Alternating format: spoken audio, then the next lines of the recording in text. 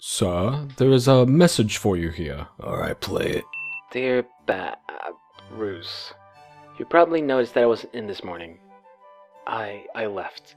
Back in the day when you invited me over and said that we were gonna carry leather clothing and go out and be crazy all night, I thought you meant, well, I guess you didn't say crazy, that was my head talking, but I was expecting something different.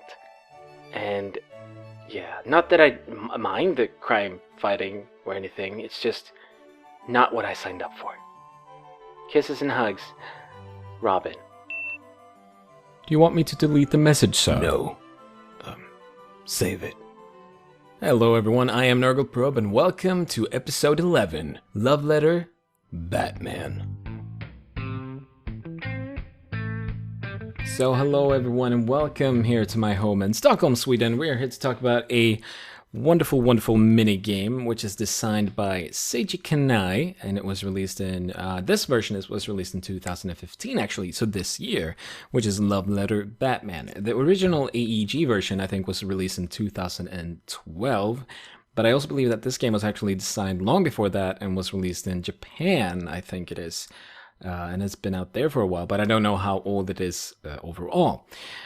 It's a bluffing deduction card game, according to Board Game Geek, and it's a micro or mini game, depending on which word you prefer to use.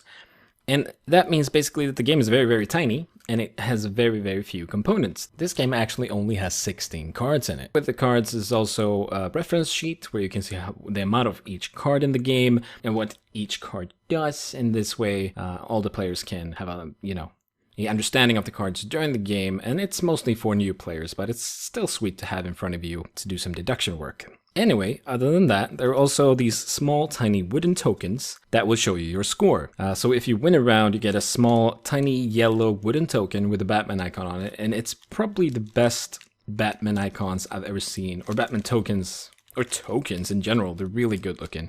If you can Google that, you should probably do it and check it out. The game works as follows. You shuffle the deck of cards, you remove one card from the deck, and this is just so that no player can know exactly which card is removed, so you can never figure out exactly what card an opponent has in their hand, unless you play a card that lets you know it, of course. And then you deal one card to each player. It's a game for 2 to 4 players, by the way, but it's best with 3 or 4 players. You should never play it on 2, because it's fast and pointless on 2 players. So don't do it. And at that point, you start with a player. I don't know if there's any rule for choosing first player. I usually point at someone and they can start. That player has one card in hand. They draw a card from the deck of cards that's in the center of the table. And remember, this is, if you're 4 players, there's only 11 cards in the center. You draw one card, you look at your 2 cards, and you play one of them and do the effect on that card. And then as soon as you're done playing your card, the next player will do the same, drawing a card and play one of the 2 cards they have in their hand. How do you win this game? At the end of the game, when there's no cards left in the deck, the player with the highest value card in their hand wins the game. Or if you manage to knock out all the other players, then you obviously win the game because they can't continue playing and it's only you left. And that is all there is to this game. And that sounds, the first time I heard about this, I thought, wow, how can this be fun? But then I actually played the game and I realized, wow, there's so much more to this game than I believed when I first heard about it and when I first saw someone play it. I didn't really understand what was so fun about it, but I think it's the speed and that there's some thinking about it because there's the deduction element to this game. I thought I would go through the cards so that you actually understand what the different cards do. And also you get the awesome Batman reference names in this one instead of the princesses and guards and stuff like that. So let's start from 1 and we work ourselves up to 8.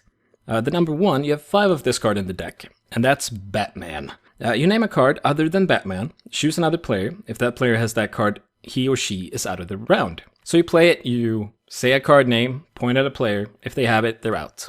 And that's all there is to it, really. And something that's a bit different with this version compared to the original Love Letter, when you knock a player out with Batman, you actually get a point. Unless you knock out Batman or Robin. You get 1 point for doing that. And now you might think, but you only need 3 points to win in the original Love Letter. and this one you need 7. So there's that's the one rule that's different in this game compared to the original one. But you can ignore that rule if you want. You can be first to 3 and just ignore that. There's nothing on the cards that reference to that rule, so you can just play it the original way or that way. I think it's kind of cool to play, you know, with the idea that Batman is taking thieves down, I guess. It's kind of fun.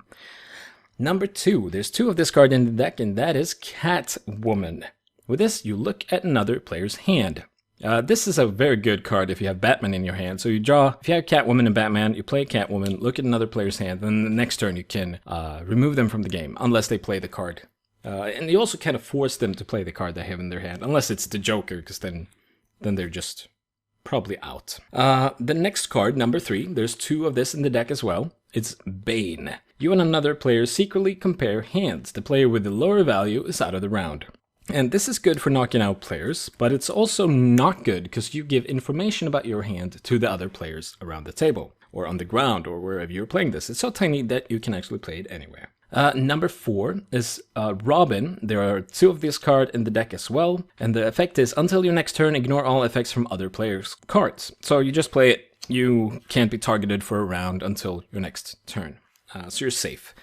Good to end with if you have a really high number card in your hand. Number 5 is Poison Ivy. The effect is choose any player, including yourself, to discard his or her hand and draw a new card. There's 2 of this in the deck as well. And this is really good to discard your own horrible card, or just force someone else that you know or think have a better card than you to discard it and draw a new one. If they have, I will come to that actually, never mind. The next card is Two-Face. There's only 1 of this in the deck, and this one lets you trade hands with another player of your choice. So you can give them a horrible card and hopefully get a better card. The only one situation where this is kind of bad is if you give them Batman. Well, obviously you would not play this, I guess, if you had Batman in your hand. Then you would just play Batman. Never mind, that's no reason to even think about that. And then number 7 is Harley Quinn. There's only 1 of this in the deck as well. If you have this card and either Two-Face or Poison Ivy in your hand, you must discard this card. So if you have this and one of the other 2 cards, and there's three of those cards in the deck total, you have to discard it. But you can also play this card just without having those cards in your hand. Some new players will often be like, oh damn it, I have to discard this now, and they will discard Harley Quinn because they have one of the other cards in their hand. What they don't realize at that point is that they kind of just told us that, okay, so you have Two-Face or Poison Ivy in your hand. So let's just Batman and hope for the best. And if Two-Face has already been played, there's a 100% chance that we get the right card. But they learn. They learn that after the first round usually. And then the highest numbered card, the best card that will always win you the game in the end if you have it in your hand, is number 8, the Joker. If you discard this card, you're out of the round, and that's the rule for that card. If they actually force you to discard it with Poison Ivy, you're out of the game. You don't get to draw a new card, you're just out. Yeah, and those are the cards, and there are 16 cards in the deck, and I must say, this is one of those games, as I already mentioned, it's so surprisingly fun. It's a really, really fast game. You don't have to play with a score, you can just play rounds and rounds and rounds after one another to, just have fun. But of course you can't play it to the best of 3 if there's more player that wants to play, and that way you can kind of control when they can join in, so that everyone gets a good amount of rounds and so on and so on. But it's really fun. I don't really know why. I think, as I said, it's about the speed and how easy it is to learn, and I actually love the Batman theme. I love the artwork, I love the style, and it's kind of weird that it's called a love letter game. As you realize from my intro there, I kind of had to make, not a joke really, but it was more of how weird it was that it's a love letter game. Instead of, it's actually Tom Vassell from the Dice Tower also mentioned that he thought that all the love letter games should just be called whatever the theme is, and then a love letter game. But it's a great game. It's a really, really good game, and it's cheap. And it's just, if you have someone that is getting into board games and you want to get them a present, or someone that is not really into board games and you want to get them a present, I usually say Resistance. I think that was my number 1 on my how to get players into, or board games for beginners, I think. This one is actually really good because there's not a big investment for you, and they will most probably enjoy it.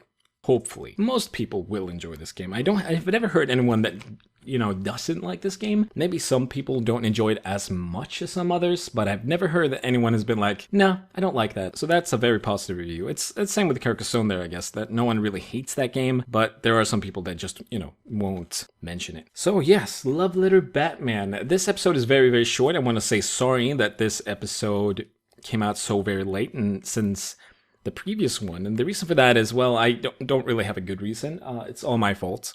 But it is what it is, and now there's another episode out there, and I hope you enjoyed it. Once again, as always, there is an Instagram sketch with me covering or making a joke out of Love Letter Batman, and that you can find on my Instagram, instagram.com/Nurgleprobe if you're on the internets, on the computers, or you can just, search for me on Instagram app on your phone and find me there. And I think you have to scroll down a little bit to find that one now, but actually, no, it's probably at the top. Depends on when you listen to this, obviously. I will also leave a link in the information to that so that you don't have to search for it. It's a wonderful game. I really think if you have not played Love Letter, look at the boxes, get the theme that you enjoy. It's either this one or I would say Legend of the Five Rings version. Those are the smexiest versions that I would get if I had to pick. Obviously, I got the Batman one. But yeah, thank you for listening. I hope you enjoyed. Once again, thanks for coming back and listening to me rambling about games and giving you bad reviews on things that I maybe don't understand completely. And don't forget, there will be an episode every week from now on. Hopefully. I'm not going to promise, but it's the goal anyway. Even though I missed out on 2 weeks now, but I'm back. I am back. Yeah, because I'm Batman. Sorry, I had to do that. I had to do that at one point in this review. Okay, so great game. 8 out of 10. That's what I gave it on Board Game Geek. And yeah, check it out. It's cheap. Easy to play. Get going. Why are you sitting there? Get out. Maybe, actually, this is a podcast. Maybe you're out right now in the gaming store looking at games, and if you see this little gem in the corner there, just pick it up, go to the cashier, and just tell them, I want this, and you will have an experience. Yeah. Thank you for listening. Bye-bye.